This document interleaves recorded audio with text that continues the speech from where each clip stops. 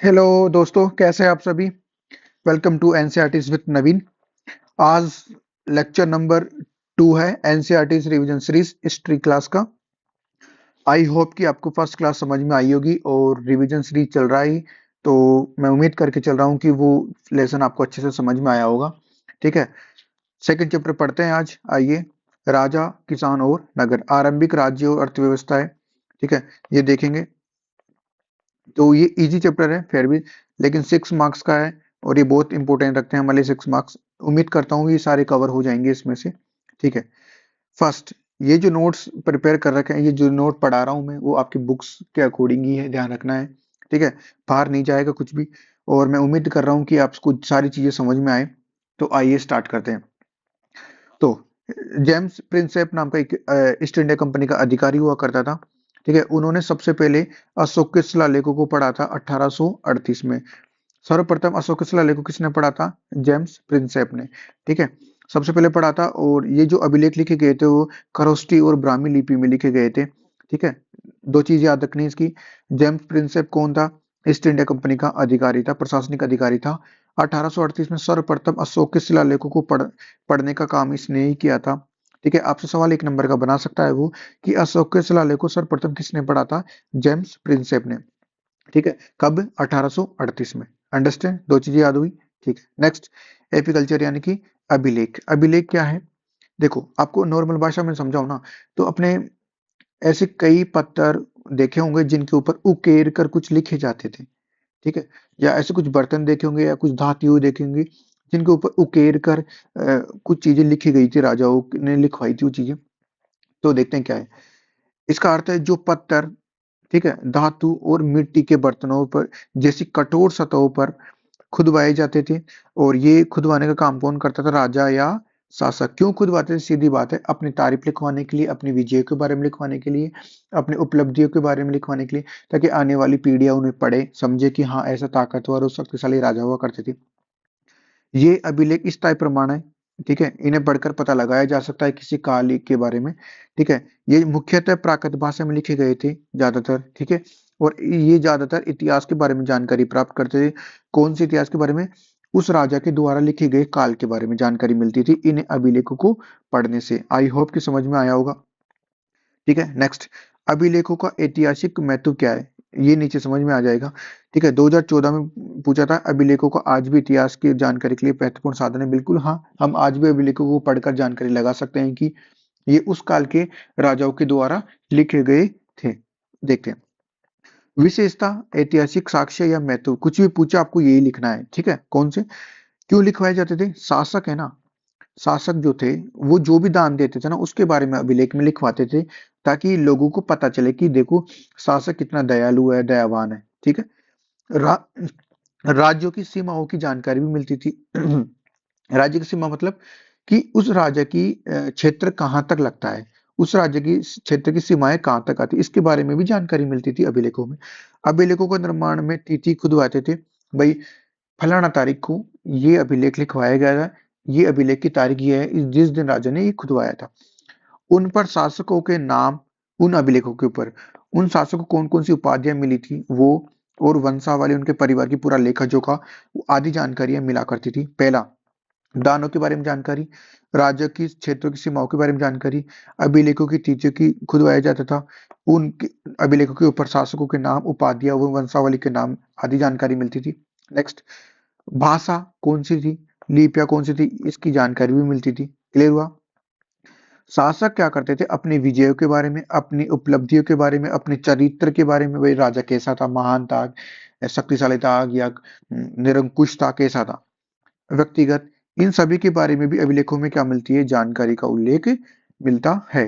दोबारा बोल देता हूँ, दानों के बारे में जानकारी मिलती थी, राज्यों की सीमाओं के बारे में जानकारी मिलती थी, और निर्माण की तिथि, वो अभिलेख कब खुदवाया गया था, उन पर राजाओं के नाम, उपलब्धियां, वंशावलियों के नाम।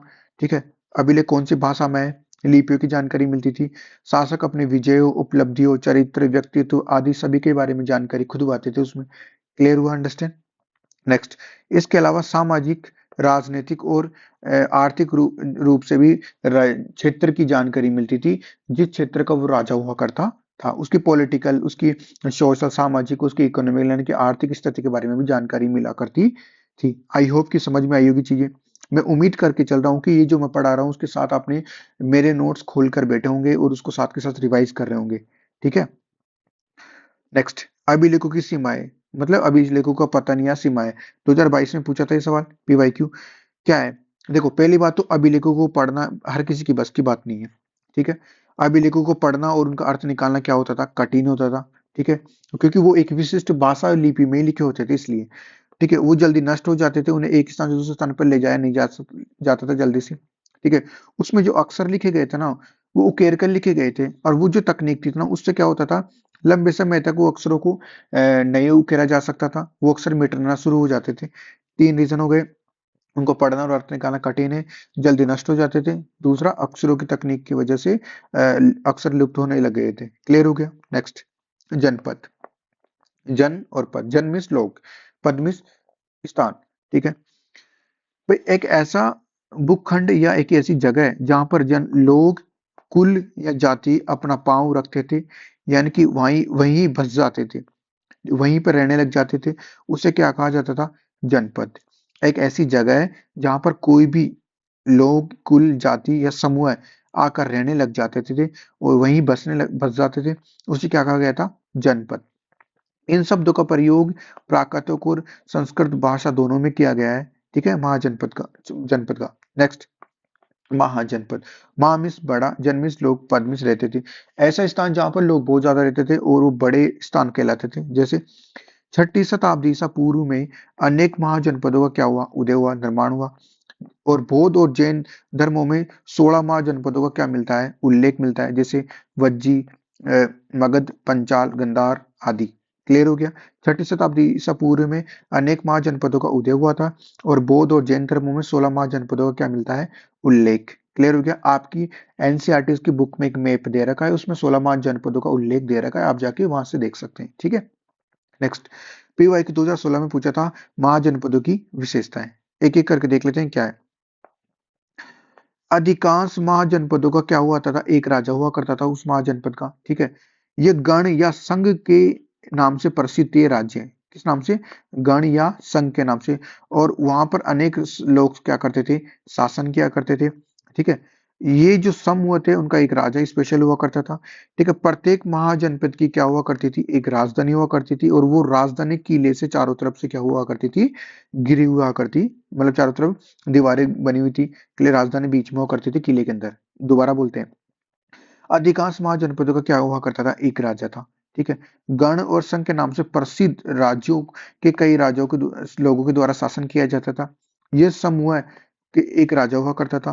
ठीक है, प्रत्येक महाजनपद की एक राजधानी हुआ करती थी, जिसे किले से घेर दिया जाता था, मतलब वो राजधानी किले के अंदर हुआ करती थी। क्लियर होगा? नेक्स्ट, शासकों के कार्य क्या है? देखो, शासक या राजा क्या क्या कार्य करते थे? भेंट करते थे, भेंट करते थे मतलब गिफ्ट, उपहार सब वगैरह दिया करते थे, अपनी प्रसिद्धि के लिए दिया करते थे, सीधी बात है। अपने आप को बड़ा बताने के लिए दिया करते थे, अपने चरित्र को महान बताने के लिए दिया करते थे। किसानों को भेंट देते थे, व्यापारियों को और शिल्पकारों को आदि को क्या दिया करते थे? भेंट। धन इकट्ठा करते थे, पड़ोसी राज्य के ऊपर आक्रमण करते थे, और पड़ोसी राज्य के ऊपर आक्रमण करके धन को, उनको लूट लिया करते थे, धन इकट्ठा करते थे। राजा के पास स्थानीय सेना हुआ करती थी, उनकी नौकरशाही, उनके प्रशासन को चलाने की व्यवस्था भी एक बढ़िया ढंग से थी, सुव्यवस्थित तरीके से थी। 3 तरीके शासक 3 कार्य करते थे: भेंट देना, धन इकट्ठा करना और सेना और नौकरशाही का संचालन करना। नेक्स्ट, मगध महाजनपद, ये क्यों दिया है? क्योंकि ये एक महत्वपूर्ण महाजनपद था और प्रसिद्ध महाजनपद था। देखते हैं क्या है। 6ठी से 4ठी शताब्दी ईसा पूर्व में मगध का उदय हुआ, और वर्तमान में बिहार।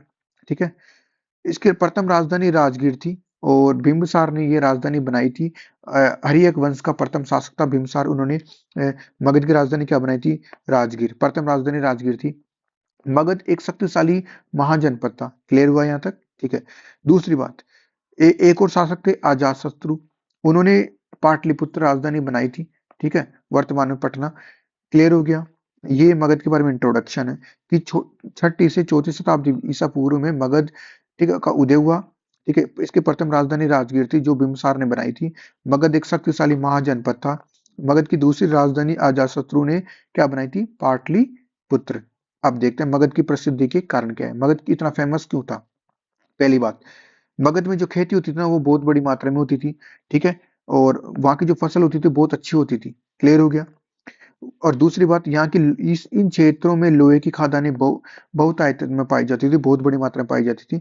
और लोहे की खदानें पाई जाएगी तो वो उन क्षेत्रों में लोहे के उपकरण ज्यादा बनाए जाएंगे, ठीक है, औजार बनाए जाएंगे, हथियार बनाए जाएंगे सेना के लिए। क्लियर हो गया। दो, तीसरा देखो, इन क्षेत्रों में जंगल घने थे, और जंगल घने होंगे तो हाथियों की संख्या क्या थी? ज्यादा। और हाथियों की संख्या कोई वो हाथी सेना में उपयोग करते थे। क्लियर हो गया। नेक्स्ट, ये गंगा और उसकी सहायक नदियों वाले क्षेत्र था और सुलभ था ये क्षेत्र आने जाने की लिए। क्लियर हो गया। चार पांच बातें हैं प्रसिद्धि के कारण। खेती की उपज अच्छी हुआ करती थी, लोहे की खदानों की बहुतायत, घने जंगल, हाथियों की संख्या अधिक थी, गंगा और सहायक नदियों के आगमन और सुलभ रास्ते थे। क्लियर हो गया। और नीति निर्माण में बिंबिसार और अजातशत्रु ने यहाँ के क्षेत्रों को ध्यान में रखकर नीतियां बनाई थी। किसने? बिंबिसार और अजातशत्रु ने मगध के क्षेत्रों को ध्यान में रखकर उनके लिए नीति निर्माण किया था, उनके लिए असायिक नीतियां बनाई थी। क्लियर हो गया यहाँ तक? आई होप कि समझ में आया होगा। नेक्स्ट, यही क्वेश्चन 2013, 16 और 22 में पूछा था, इंपॉर्टेंट है इस साल के लिए ये सवाल। क्लियर हो गया। देखो मैं पीवाईक्यू भी साथ में लिख रहा हूँ। हमसे पढ़ने का सबसे अच्छा फायदा यही है कि हम टॉपिक वाइज पीवाईक्यू भी लिखते हैं कि ये कब पूछा गया था। नेक्स्ट, मौर्य साम्राज्य। अब मौर्य साम्राज्य से देखो 2016, 2024, 2017 और 2013 में लगातार सवाल पूछ रहा है वो, ठीक है, 4 सवाल पूछ ले लगातार। ठीक है, देखते हैं क्या है। मौर्य साम्राज्य का संस्थापक कौन थे? चंद्रगुप्त मौर्य। कब स्थापना करी गई थी? 331 ईसा पूर्व में, ये याद रखना है। ठीक है, मौर्य साम्राज्य भारत का प्रथम स्वतंत्र साम्राज्य माना जाता है, ये भी याद रखना। प्रथम स्वतंत्र साम्राज्य माना जाता है, क्यों माना जाता है? बिकॉज इसकी जो प्रशासनिक व्यवस्था थी ना वो बहुत बढ़िया ढंग से थी, इसकी जो नियमावली थी वो बहुत बढ़िया ढंग से बनाई गई थी, जिस वजह से चंद्रगुप्त मौर्य ने आसानी से मौर्य साम्राज्य का विस्तार किया था। ठीक है, देख लेते हैं क्या है मौर्य साम्राज्य की विशेषताएं। पहली, 5 प्रमुख राजनीतिक केंद्रों को स्थापना की गई थी। ठीक है, धम्म की नीति का प्रचार किया गया था। असमान प्रशासनिक व्यवस्था थी मौर्य साम्राज्य की। प्रशासनिक केंद्रों का चयन बहुत सही ढंग से किया गया था, और यहाँ की जो सेना थी उसका मैनेजमेंट भी बहुत अच्छी तरीके से किया गया था। आइए एक एक को देखते हैं क्या है। प्रमुख 5 राजनीतिक केंद्र कौन कौन से हैं? पहला, पाटलिपुत्र। पाटलिपुत्र क्या थी? कैपिटल थी, राजधानी थी मौर्य साम्राज्य की। ठीक है, सबसे बड़ा राजनीतिक केंद्र यही था। ठीक है, राजधानी होगी तो वही तो प्रशासनिक और राजनीतिक केंद्र होगा। ठीक है, वर्तमान में पटना। क्लियर हो गया। दूसरी, उज्जैनी और तक्षशिला, ये क्या थे? व्यापारिक केंद्र, यानी कि ट्रेड, यहाँ से ट्रेड किया जाता था उज्जैनी और तक्षशिला से। क्लियर हो गया। नेक्स्ट, तोसली। तोसली क्या थी? प्रांतीय केंद्र था, एक क्या था? प्रांतीय केंद्र। नेक्स्ट, स्वर्णगिरी। स्वर्णगिरी से सोने की खादानें प्राप्त होती थी, कर्नाटक में थे ये सब। तो ये 5 प्रमुख केंद्र थे, कौन कौन से? पाटलिपुत्र, तक्षशिला, उज्जैनी, अ, तोसली और स्वर्णगिरी। ये याद रखना और इनके कार्य भी याद रखना। ठीक है। नेक्स्ट, असमान प्रशासनिक व्यवस्था है कौन कौन सी? असमान, मौर्य साम्राज्य में जो प्रशासनिक व्यवस्था थी ना वो अलग अलग थी। क्यों? आप देखो ना ऊपर, अलग अलग राजनीतिक केंद्र थे, उनकी अलग अलग प्रशासनिक व्यवस्था थी, उनको अलग अलग काम दिए गए थे। जैसे अफगानिस्तान में पहाड़ी क्षेत्रों से लेकर और तटवर्ती क्षेत्रों तक इसका प्रशासन फैला हुआ था, और वो भी अलग अलग जगह अलग अलग तरीके से किया जाता था। और जो राजधानी थी वो प्रशासनिक केंद्र के रूप में उभरी थी। ठीक है, क्लियर हो गया। नेक्स्ट, प्रशासनिक केंद्रों का चयन, बहुत मौर्य साम्राज्य में प्रशासनिक केंद्रों का चयन बड़े ध्यानपूर्वक की तरीके से किया गया था। जैसे उज्जैनी और तक्षशिला से व्यापारिक केंद्र के रूप में उन्हें प्रधानता दी गई थी। क्लियर हो गया। सेना, यानी कि सेनाओं का संचालन कैसे किया गया था? मेगस्थनीज की पुस्तक थी कौन सी? इंडिका। उसके अनुसार यहाँ की सेना कैसी थी? विशाल। विशाल किस अर्थ में देखते हैं।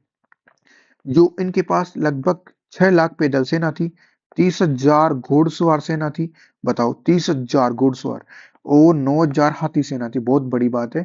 इसी वजह से इनकी जो सेनाएं थी वो विशाल थी। मौर्य साम्राज्य को विस्तार इसी वजह से बढ़ गया था, क्योंकि 6 लाख पैदल सेना, 30,000 घोड़सवार सेना और 9,000 हाथी सेना थी। क्लियर हुआ। नेक्स्ट, सेनाओं के संचालन के लिए यहाँ पर 6 समितियां थी, उप समितियां कौन कौन सी? उनका परिवहन और खान पान, कौन सी सेना एक अलग से कमेटी देखेगी। ठीक है, आने जाने के लिए और उनकी व्यवस्था खान पान के लिए। नौसेना अलग से बना रखी थी। ठीक है, और पैदल सेना को अलग समिति देखेगी। रथरोही, ठीक है, अलग सेना, अलग कमिटी कमेटी देखेगी। हाथी सेना और घुड़सवार सेना, इनके लिए सबके लिए क्या बनाई थी, अलग अलग कमेटियां बना रखी थी। कौन कौन सी थी, परिवहन व खान पान, नौसेना, पैदल सेना, रथरोहियों की सेना, हाथी सेना, घुड़सवार सेना। आई होप कि समझ में आया होगा। ठीक है, नेक्स्ट आगे बढ़ते हैं। धम्म की नीति। अब धम्म की नीति से क्या मतलब है, अशोक इस मौर्य साम्राज्य के एक महान सम्राट हुआ करते थे जो धर्म को प्रचार करते थे। अपनी धम्म नीति का प्रचार करने के लिए उन्होंने अपने दामाद को भी श्रीलंका वगैरह भेजा था। ठीक है, अशोक ने साम्राज्य का विस्तार और अखंडता को, उसकी सीमाओं को विस्तार करने का बहुत बड़ा काम किया था उन्होंने। और उन्होंने धम्म का प्रचार करने हेतु एक अधिकारी को भी नियुक्त किया गया था जिसका नाम था धम्म महामात्र। धम्मामात्र, ये एक नंबर में पूछ सकता है, इसलिए याद रखना कि अशोक ने धम्म प्रचार की नीति के लिए किस अधिकारी की नियुक्ति करी थी। ठीक है, अब धम्म नीति के प्रमुख सिद्धांत क्या थे, अशोक ने इस सिद्धांत को इतना जोर क्यों दिया था। पहली बात, ये बड़ों के आदर करते थे। ठीक है, अशोक भले ही कितना भी बड़ा सम्राट हो लेकिन वो बड़ों का हमेशा आदर किया करते थे। सन्यासियों के प्रति आदर थे, बिल्कुल।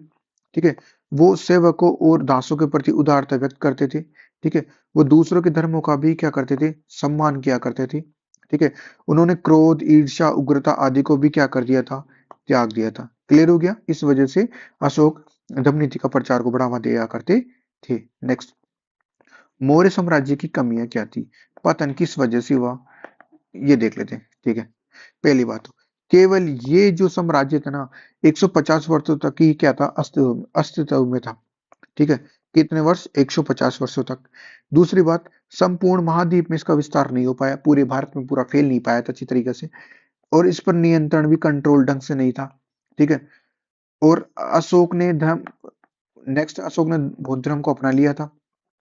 दूसरी बात, छोटे छोटे नए राज्यों और रजवाड़ों का भी धीरे धीरे क्या होने लग गया था, उदय होने लग गया था, जिस वजह से मौर्य साम्राज्य का पतन होना शुरू हो गया था। नेक्स्ट, मौर्य साम्राज्य के प्रमुख स्रोत।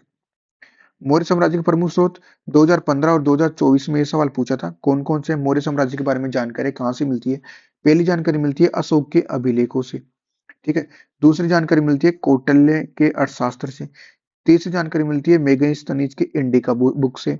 और चौथी जानकारी मिलती है जैन और बौद्ध धर्म से। मैं उम्मीद करके चल रहा हूँ, मैं यहाँ पर शॉर्टकट में बोल रहा हूँ क्योंकि रिवीजन क्लासेस हैं, विस्तार से और कभी देखेंगे। ठीक है, तो मैं उम्मीद करके चल रहा हूँ, सब चीजें याद है आपको, मेरा काम है बस आपका रिवीजन करवाना।